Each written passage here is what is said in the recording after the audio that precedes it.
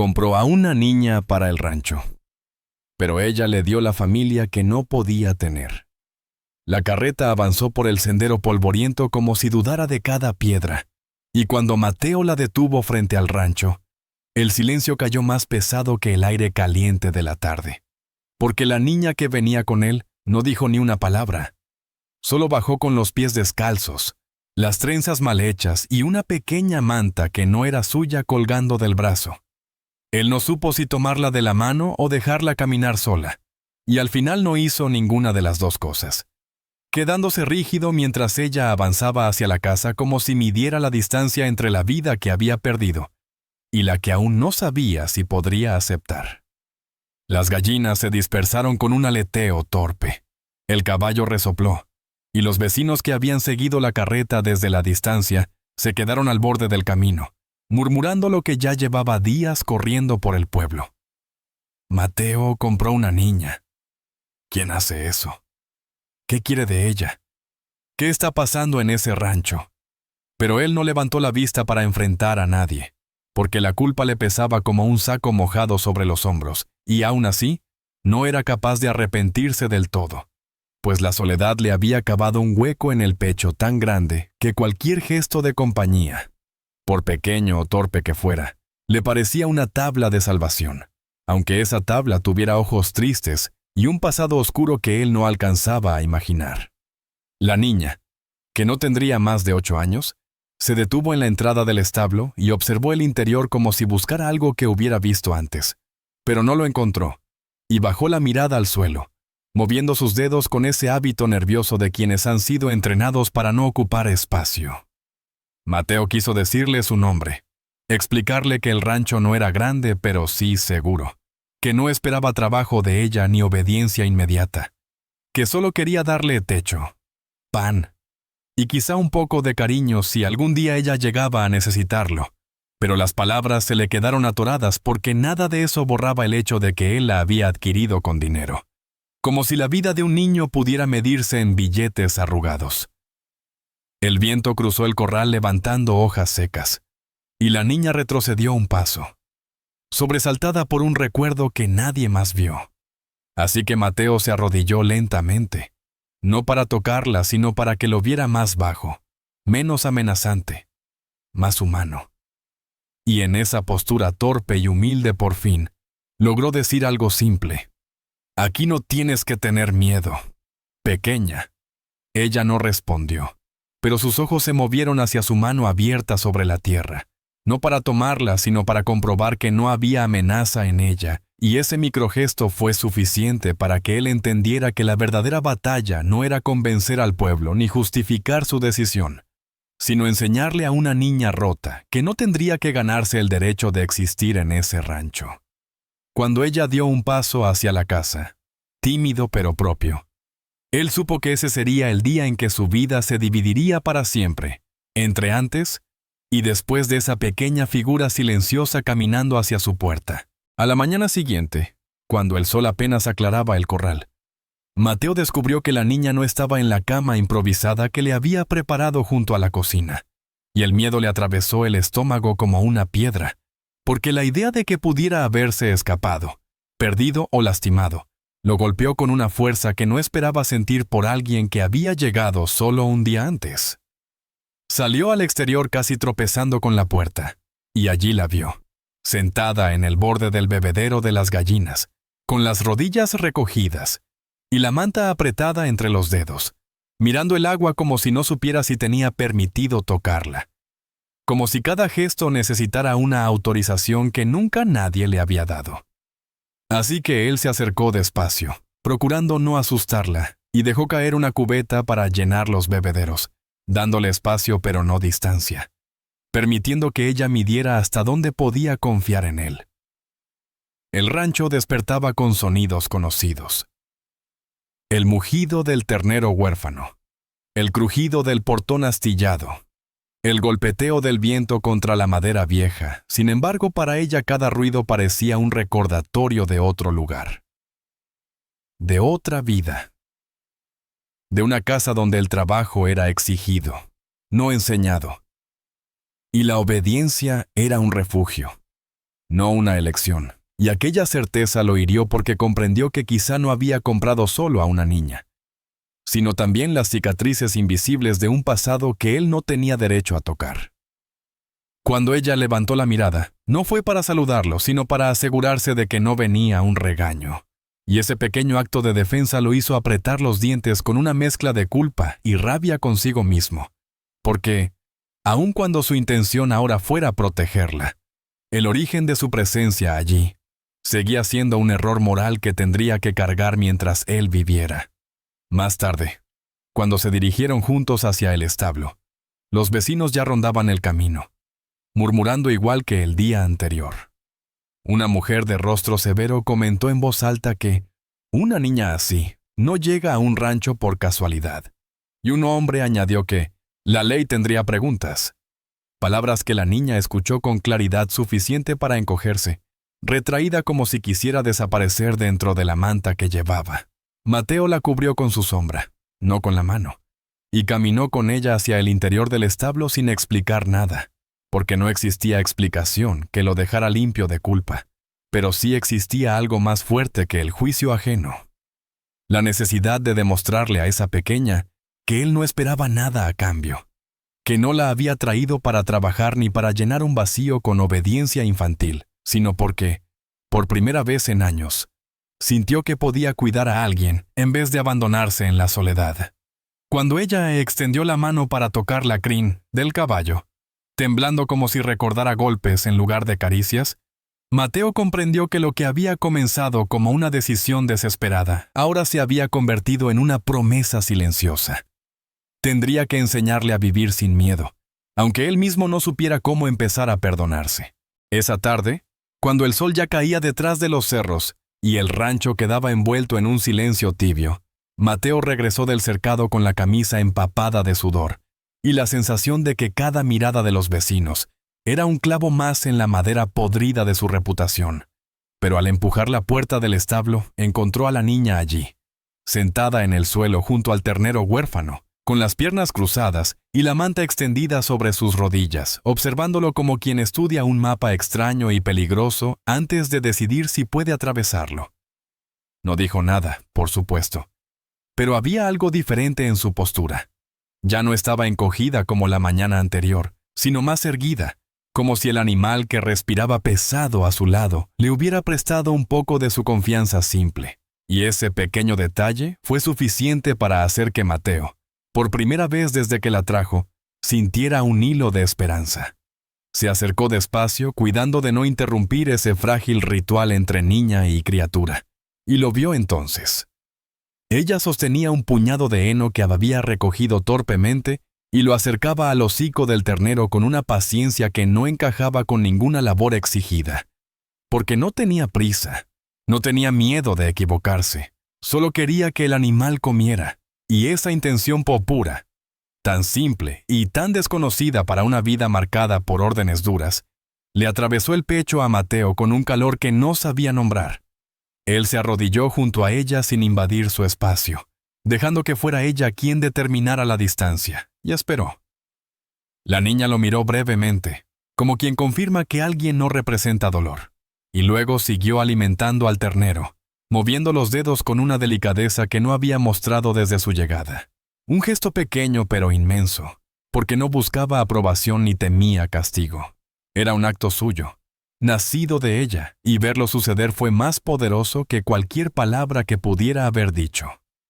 Afuera, un par de jinetes pasaron murmurando algo sobre la niña del rancho, pero por primera vez no se le clavó el juicio ajeno como una espina en el pecho, porque en ese establo, bajo esa luz anaranjada y con ese ternero comiendo en paz, comprendió que la niña no necesitaba explicaciones al pueblo, sino estabilidad, rutinas, silencios seguros, y que quizá él estaba empezando a entender cómo construirle un lugar donde pudiera respirar sin miedo. Cuando terminó de darle el heno al animal, la niña dejó caer la mano sobre el lomo tibio del ternero con un gesto suave, casi protector, y luego, sin mirarlo directamente, empujó un segundo puñado de heno hacia Mateo, como si le estuviera diciendo que podía ayudar también, que podía compartir ese pequeño acto de cuidado. Él aceptó sin hablar, sintiendo que ese fue su verdadero primer puente. Un puente hecho de silencio, de ternura tímida y de un reconocimiento que no necesitó palabras para nacer.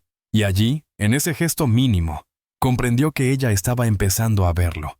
No como comprador ni dueño, sino como alguien que quizá, solo quizá, podía aprender a ser familia. A la mañana siguiente, cuando Mateo llevó a la niña al pueblo para comprar harina y un poco de tela limpia, el murmullo empezó incluso antes de que bajaran del caballo, porque las mujeres que barrían las aceras se detuvieron a medio movimiento.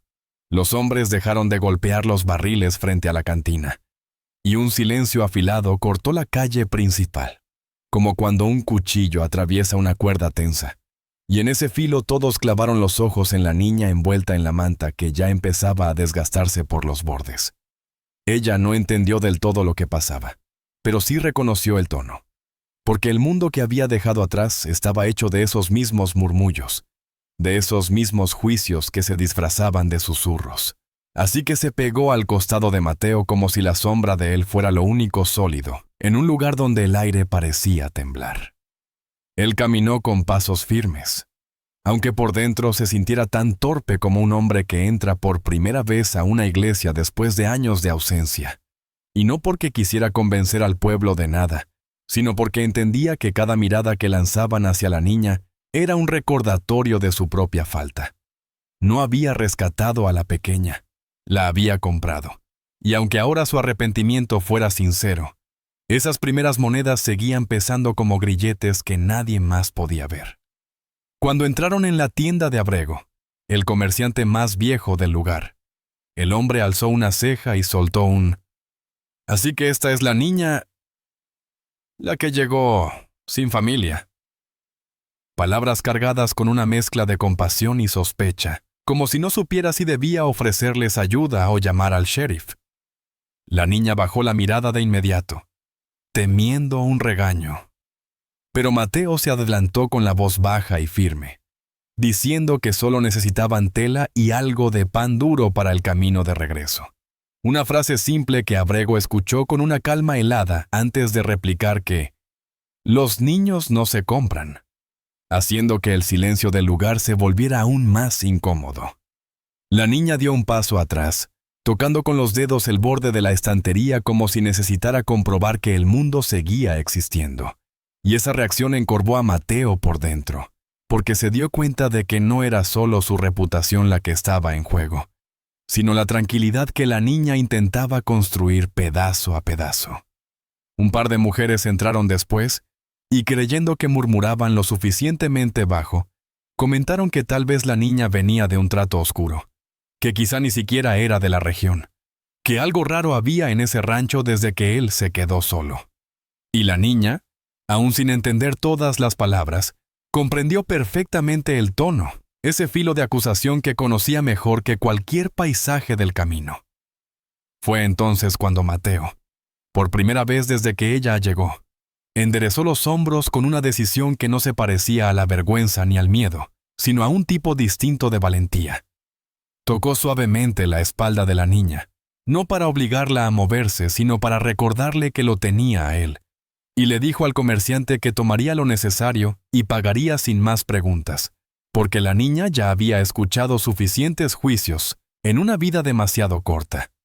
Abrego entregó la bolsa sin mirar demasiado, y al salir del pueblo, mientras el viento levantaba polvo a su alrededor, Mateo entendió que la batalla no era demostrar que no era un hombre cruel, sino enseñarle a la niña que ella no era un error que necesitara justificación ante nadie. Esa noche, cuando una tormenta furiosa descendió sobre el rancho con relámpagos que parecían desgarrar el cielo y un viento que golpeaba las ventanas como si quisiera arrancarlas de sus bisagras, Mateo se dio cuenta de inmediato de que la niña no reaccionaba como los demás niños que había visto en el pueblo durante las lluvias, porque ella no corría hacia el fuego ni buscaba refugio bajo una manta, sino que permanecía inmóvil junto al rincón donde guardaban los baldes, con los brazos apretados contra el pecho y la respiración tan acelerada, que cada trueno la hacía encogerse como si esperara un castigo.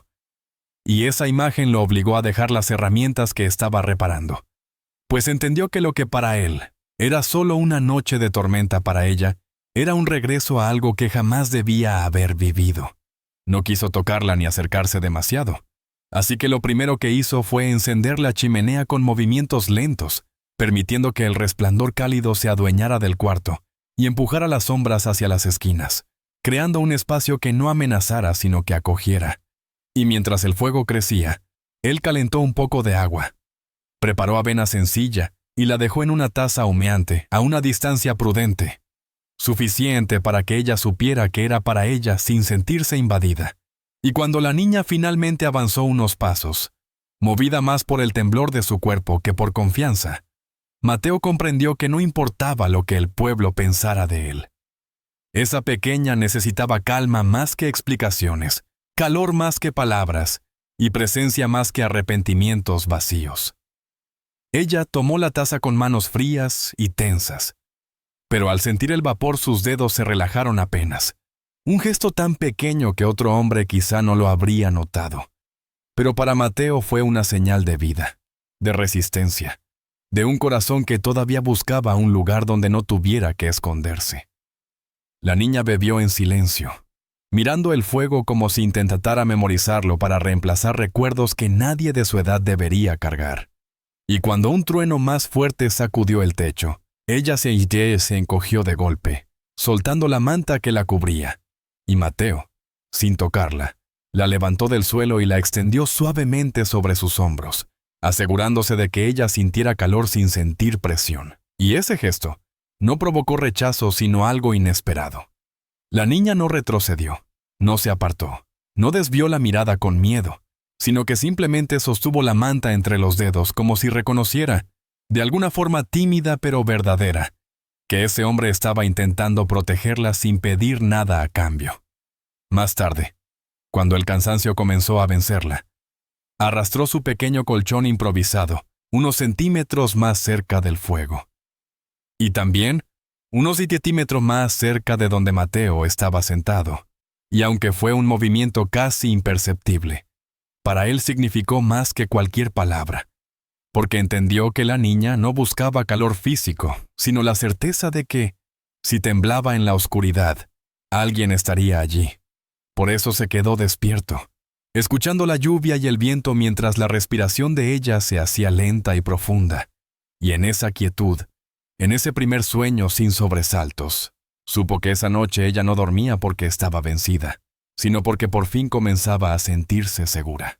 A la mañana siguiente, cuando la tormenta ya había pasado y el rancho amaneció con ese olor a tierra mojada, que siempre anunciaba un día de trabajo pesado, Mateo salió a revisar los daños del corral, sin darse cuenta de que la niña lo seguía a distancia, silenciosa como una sombra que todavía teme ser descubierta. Y mientras él levantaba una valla caída y acomodaba los tablones que el viento había arrancado, escuchó un ruido suave detrás de él, no un quejido ni un llamado, sino el sonido mínimo de pasos descalzos avanzando sobre charcos. Y cuando se dio vuelta, la vio parada junto a un balde de agua que apenas podía transportar, sosteniéndolo con ambas manos, mientras el borde le temblaba por el esfuerzo. No pidió ayuda, no intentó llamar su atención, simplemente estaba allí, ofreciendo ese pequeño acto como quien entrega algo más grande que su propio peso. Y Mateo se quedó inmóvil, porque comprendió que ese balde no era trabajo infantil ni obediencia, sino la primera vez que ella elegía hacer algo para acompañarlo. No quiso asustarla ni detenerla, así que solo se agachó a su nivel, tomó el balde con cuidado para que no se derramara y lo colocó junto al poste que estaba reparando. Y cuando volvió a mirarla, esperando ver el habitual sobresalto defensivo, encontró en su rostro algo distinto. No era sonrisa, no era confianza completa, pero sí un reconocimiento tímido, una aceptación silenciosa de que él podía recibir algo de ella sin convertirlo en deuda ni exigencia. La niña, sin decir palabras, se arrodilló sobre el barro y empezó a juntar los clavos sueltos que el viento había esparcido, y cada vez que los colocaba en la caja de herramientas, lo hacía con una concentración que no pertenecía a nadie que estuviera cumpliendo órdenes, sino a alguien que intentaba entender cómo se habita un lugar sin miedo. Mateo trabajó a su lado sin hablar, permitiendo que el silencio fuera puente en vez de barrera.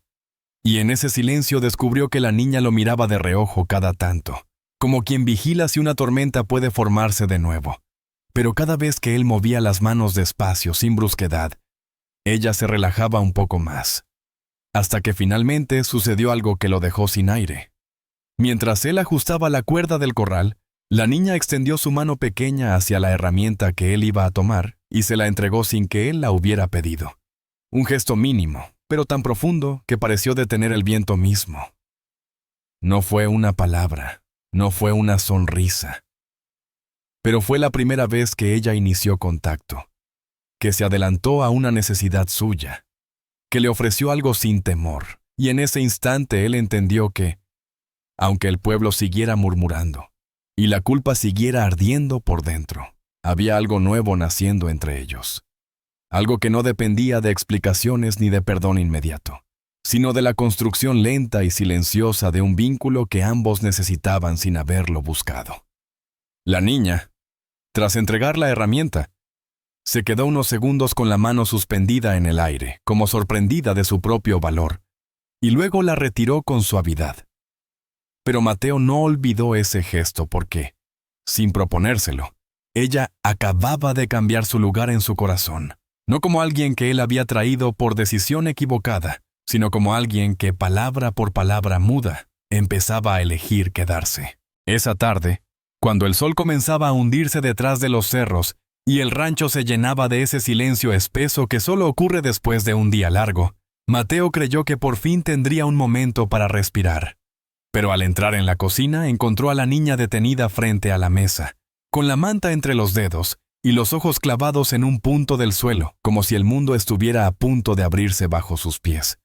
Y supo de inmediato que algo había ocurrido, algo que tal vez él no podría ver, pero que ella sentía como una sombra que la perseguía desde mucho antes de llegar al rancho. Se acercó despacio, midiendo cada movimiento porque ya conocía sus sobresaltos. Pero ella retrocedió un paso, no por miedo a él, sino por miedo a decir algo que no sabía poner en palabras. Y en ese gesto tan pequeño, Mateo sintió cómo se le desgarraba una parte del pecho, entendiendo que la niña no se encogía por una travesura ni por culpa, sino porque alguien, en algún lugar del pasado, le había enseñado que cualquier error traía consecuencias que lastimaban. No quiso pedir explicaciones. No quiso preguntas que la obligaran a revivir algo que la rompiera más. Así que tomó aire y comenzó a ordenar la mesa en silencio, dejándole espacio, mostrando con acciones simples que no había castigo esperando a la vuelta de un gesto. Y fue entonces cuando vio la causa del temblor de sus manos. La jarra de agua, caída en un costado, había derramado un hilo que descendía por la madera hasta formar un charco pequeño bajo la mesa. Y ella, rígida como una piedra, miraba ese charco como si fuera una sentencia. Mateo se arrodilló frente a la jarra caída sin voltear a verla. Tomó un trapo y limpió el agua con movimientos pausados, casi ceremoniales, y luego levantó la jarra para dejarla otra vez de pie, completando la acción sin emitir sonido alguno, permitiendo que la niña viera que un accidente era solo un accidente y no un motivo para temer. Cuando terminó, se sentó en el suelo, con la espalda apoyada contra la pared, y las manos sobre las rodillas, adoptando esa postura quieta que a ella le permitía entender que había calma, no juicio, y esperó. La niña se mantuvo inmóvil durante casi un minuto, con la respiración temblorosa, hasta que finalmente levantó la mirada hacia él, buscando señales de enojo que no encontró. Y ese instante fue una grieta en la coraza que ella había construido durante años, una grieta por donde empezó a entrar algo que nunca había tenido. La idea de que podía equivocarse sin desaparecer. Mateo la observó con un dolor profundo, no por disgusto hacia ella, sino por darse cuenta de que él también había vivido muchos años siendo duro consigo mismo, castigando sus errores con abandono y silencio. Y ahora, era esa niña quien le obligaba a ver que ambos habían aprendido a temer por razones distintas pero igualmente injustas. Avanzó un poco, despacio, como quien se acerca a un animal herido. Y cuando estuvo lo suficientemente cerca para que ella lo escuchara sin sentirse atrapada, dijo con voz baja. Aquí no se castigan los accidentes. Una frase simple que se quedó suspendida en el aire como una promesa. Y la niña, sin tocarlo pero sin retroceder tampoco, se acercó un paso, apenas uno, pero cargado del peso de toda una vida sin refugio. Ella no lloró. Él tampoco. Pero en ese pequeño movimiento ambos encontraron algo que ninguno había tenido antes. Un lugar donde el miedo podía empezar a deshacerse. Al día siguiente, cuando Mateo llevó a la niña al pueblo para comprar medicinas porque había despertado con la respiración pesada tras la tormenta, jamás imaginó que esa sería la jornada en que todo lo que venía construyendo con ella sería puesto a prueba frente a ojos que jamás quisieron entenderlos, porque apenas pusieron pie en la calle principal. Un grupo de vecinos, los mismos que habían murmurado desde su llegada, se reunió frente a la tienda de abrego, bloqueando la entrada como si estuvieran esperando exactamente ese momento. La niña se pegó a su costado, no por costumbre sino por miedo puro, y Mateo, sintiendo cómo se tensaba su cuerpecito, avanzó con calma fingida aunque por dentro ardiera una mezcla de culpa y determinación. Pero antes de que pudiera cruzar la puerta, una mujer de rostro afilado y voz aguda dio un paso al frente y señaló a la niña con una autoridad que no poseía. «Sheriff, usted debe intervenir. Ese hombre se llevó a una menor que no es viuda suya y todos sabemos que la obtuvo de una forma que no se puede permitir», dijo. Y aunque la palabra compró, no la pronunció. Flotó en el aire como un veneno que nadie se atrevía a inhalar, pero todos creían. La niña dio un salto leve, como si aquella acusación hubiera encendido un recuerdo doloroso, y Mateo instintivamente bajó la mano hacia ella sin tocarla, solo creando un espacio que la protegiera. Pero el sheriff, un hombre ancho y lento para pensar pero rápido para juzgar según el rumor más fuerte del día, avanzó con su mano en el cinturón y lanzó la pregunta que nadie debía escuchar. ¿Dónde está la familia de la niña, Mateo? ¿Quién te dio derecho a traerla aquí? La calle entera quedó en silencio, cada rostro esperando una confesión, una excusa, una culpa. Y aunque la niña no entendió todas las palabras, sí entendió el tono porque su respiración se volvió irregular. Sus manos comenzaron a buscar la manta, y su cuerpo comenzó a encogerse mientras sus ojos buscaban desesperadamente algo que la anclara. Mateo sintió cómo se le rompía la garganta al verla así, sabiendo que aunque él no hubiera querido dañarla, el origen de todo ese miedo seguía siendo su decisión inicial. Así que dio un paso adelante, interponiéndose entre ella y el sheriff, y con voz firme pero herida, dijo que no había derecho ni juez ni hombre más arrepentido que él, que no la había traído para trabajar ni esconder nada, que lo único que buscaba ahora era darle un lugar donde respirar sin miedo. Pero sus palabras apenas terminaron cuando un anciano gritó desde el fondo de la multitud que la niña parecía aterrorizada y que eso era prueba suficiente de que debía sacársela. La niña, escuchando el crescendo de voces, retrocedió 2 pasos y tropezó con un barril, y en ese instante, cuando su cuerpo cayó hacia atrás, y un grito ahogado escapó de sus labios, Mateo reaccionó antes que todos, corriendo hacia ella y levantándola sin tocar su piel, solo sosteniéndola por debajo de los codos para que no se golpeara. Y esa imagen, la niña temblando, él protegiéndola sin invadirla, creó un silencio inesperado en la multitud, porque por primera vez no vieron un acto cuestionable, sino el reflejo de un vínculo que nadie podía fingir. El sheriff, desconcertado, bajó la mano del cinturón y miró a la niña con más duda que autoridad.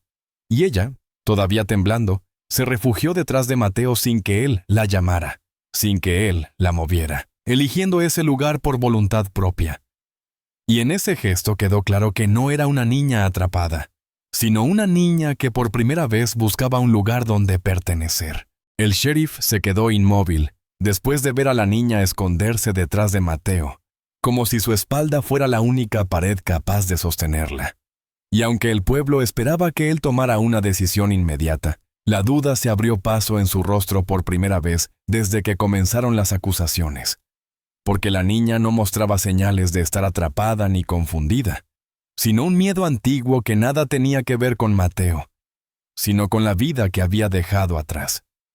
Aún así, los vecinos exigieron que ella hablara, que dijera si quería quedarse o irse, y aunque la niña no entendía todas las palabras, reconoció el tono porque su cuerpo volvió a encogerse del mismo modo en que se encogía cuando en su vida anterior le pedían obedecer para evitar un golpe. Y ese temblor hizo que Mateo avanzara un paso, interponiéndose con una determinación que sorprendió incluso a quienes lo juzgaban, diciendo con voz firme que la niña no tenía que demostrar nada, que no era un objeto ni una transacción, que él había cometido un error al traerla así, pero que desde entonces no había hecho otra cosa más que intentar repararlo. La multitud murmuró, exigiendo pruebas, exigiendo palabras, exigiendo algo que validara su propio juicio. Pero la niña, respirando como si el aire se le escapara del pecho, dio un paso adelante, uno pequeño pero suficiente para que todos la vieran más claramente. Y en ese instante agarró la camisa de Mateo, no para esconderse, sino para mantenerse en pie. Un gesto tímido pero firme, que cayó sobre el silencio del pueblo con un peso inesperado, porque era la primera vez que ella se movía por voluntad propia frente a tantas miradas. Mateo quiso decir algo, pero no hizo falta, porque la niña levantó la mirada hacia el sheriff, con esos ojos grandes llenos de sombras viejas, pero con una luz nueva que no tenía el día que llegó al rancho. Y aunque no pronunció ni una sola palabra, su cuerpo habló por ella cuando avanzó otro paso y apoyó la mano en el brazo de Mateo, eligiendo ese lugar sin que nadie se lo ordenara, mostrando una confianza que ningún niño obligado podría imitar. Y la multitud, al ver esa elección silenciosa, empezó a quebrarse desde adentro, porque ese gesto decía más que cualquier declaración. El sheriff tragó saliva, bajó la mirada hacia la niña y luego hacia Mateo. Y por primera vez habló sin autoridad sino con humanidad. «No parece que quiera irse», dijo en voz baja. Y esa frase desarmó a quienes todavía buscaban motivos para condenarlos, porque en ese instante la niña, temblando pero firme, soltó la camisa solo para tomar la mano de Mateo con un agarre pequeño pero decidido.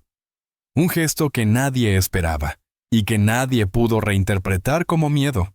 Y fue allí, en esa inyección muda, donde el pueblo comprendió que lo que habían visto no era un hombre reteniendo a una niña, sino una niña eligiendo a un hombre como refugio.